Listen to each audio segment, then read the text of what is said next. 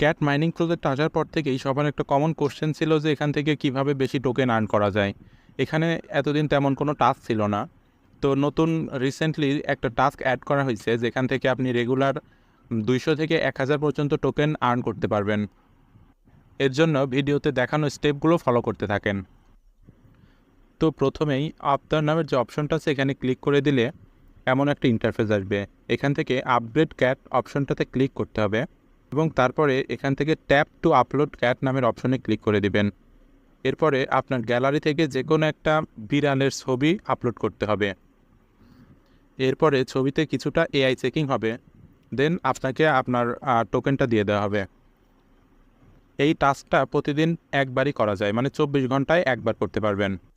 আর এই টোকেনটা অটোমেটিক্যালি আপনার ব্যালেন্সে অ্যাড হয়ে যাবে। সবাই রেগুলার এই টাস্কগুলো পূরণ করতে থাকেন, কারণ খুব শীঘ্রই এই প্রজেক্টটাও লঞ্চ করবে।